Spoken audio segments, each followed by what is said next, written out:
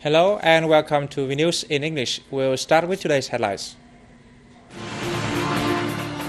Vietnamese Prime Minister Nguyễn Tấn Dũng held talks with Uzbekistani counterpart Shavkat Mirziyoyev.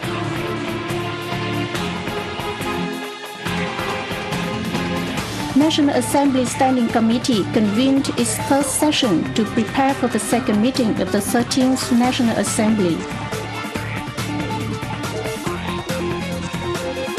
ASEAN Green Growth Forum opened in the capital city of Hanoi. Northern mountainous province of Lai Châu becomes attractive destination for tourists.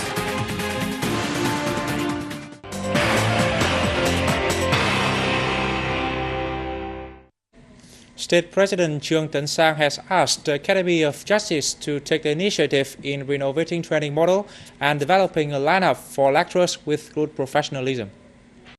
Working with the Academy on October 3, President Sang said the Academy should step up scientific research and application of advanced training methods, along with expanding international cooperation to serve judicial reform of the country.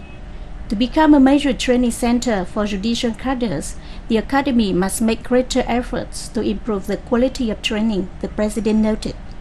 Since its inception 13 years ago, the Academy has trained more than 25,000 judicial cadres and provided professional skills for a large number of judges, procurators, lawyers, and notaries.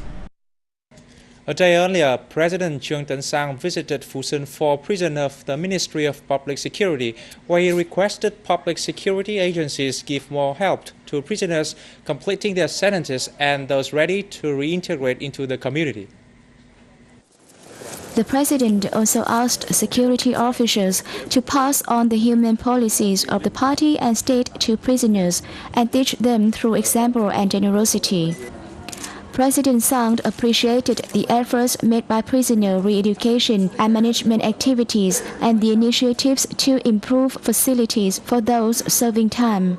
However, he added that officials could help create favorable conditions for prisoners to shorten their sentences, improve their conduct, and integrate more quickly into society.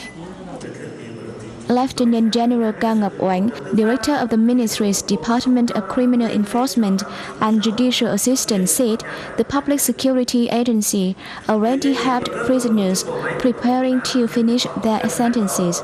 However, the completion of sentences still involved difficulties, although the law on execution of criminal judgments had come into effect on July the 1st.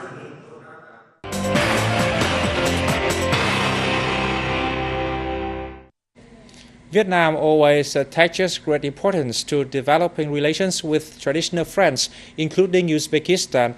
Prime Minister Nguyễn Tấn Dũng delivered this statement during the talks with Uzbekistani counterpart Shavkat Mirziyoyev in Tashkent on October 3rd.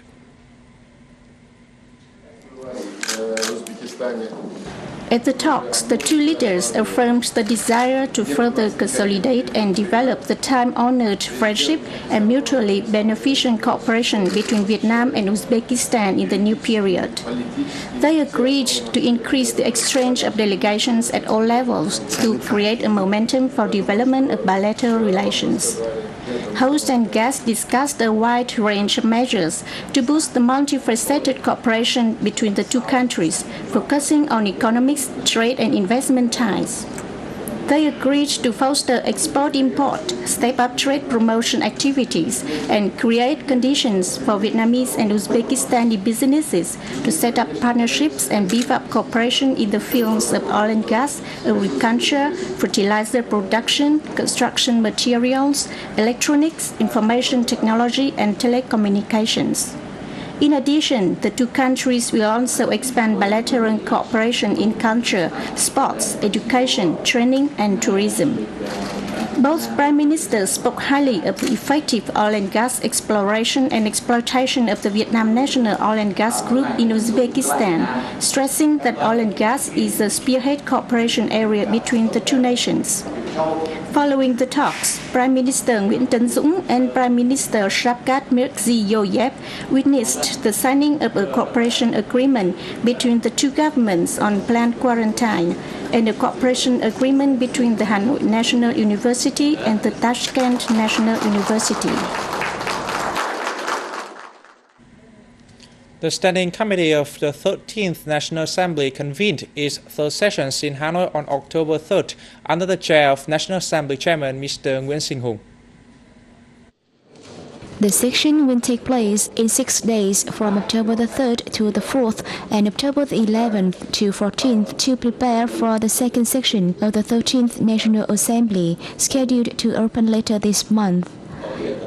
National Assembly Chairman Hùng said the committee will give opinions on 10 bills, of which 4 draft laws will be submitted to the upcoming National Assembly section for approval.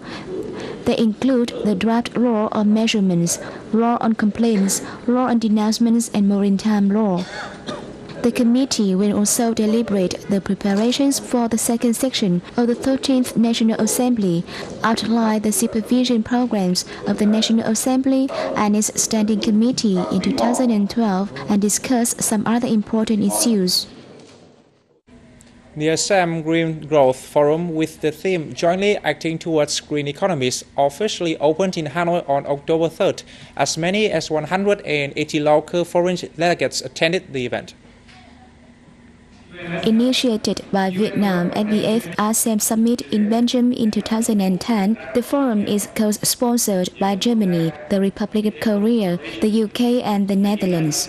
Vietnamese Deputy Prime Minister Vũ Văn Ninh reaffirmed the importance of the ASEM Green Growth Forum.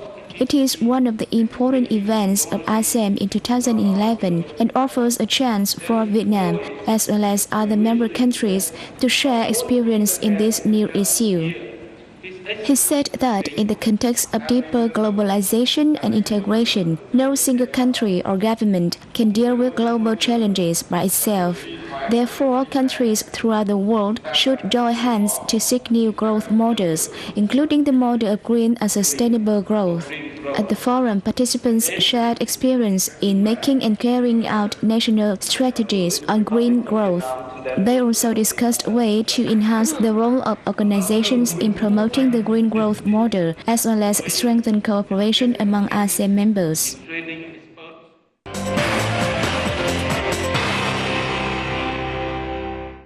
Moving to other news, a Gung Performance Festival was held in the northern mountainous province of Hoang on the event of October 2nd as part of the activities to mark the province's 125th founding anniversary.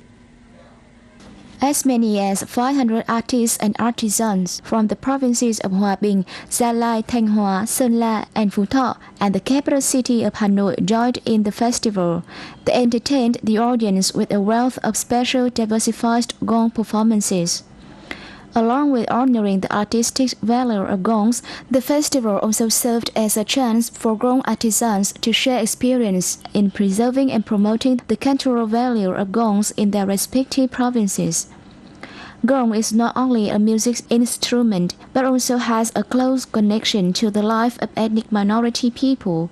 They often play gongs on such special occasions as Tet Festival and festive days, to wish for favorable weather and bumper crops. Lai Châu province has emerged as an attractive destination for tourists through its wealth of cultural identities and intact features. These factors make Lai Châu different from other northwestern provinces in the eyes of visitors. Nalgae village in Tam Đường district is mainly inhabited by the Lao ethnic people. Like many other ethnic groups living in the valleys along the Hoàng Liên Sơn mountain, the Lao ethnic people have united together to build a happy life and preserve their cultural identities.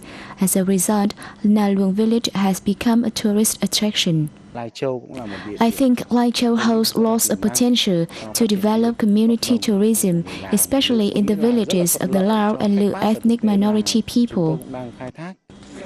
In addition to the traditional cultural values, Lai Châu province has successfully preserved the primitive features of its natural landscapes. The Pu Sam Kap cave complex, including more than 10 caves of different sizes, has attracted a large number of visitors. No cave in the northwestern region can compare to Phu Quoc in terms of largeness and attractiveness of the paths leading to the caves, as well as the diversity of stalactites there. The caves are worthy being recognized as a national landscape. Different from many well-known caves nationwide, which has received huge investment and exploited, Phu Quoc is regarded as an awakened fairy. In its tourism development policy, Lai Chau plans to preserve the intact features of these caves. We will build the Phu Quoc cave into a unique tourist site by keeping its mysterious primitive features, offering opportunities for visitors to explore its beauty by themselves. And that has concluded our time today. Thank you for tuning in, and we'll see you next time.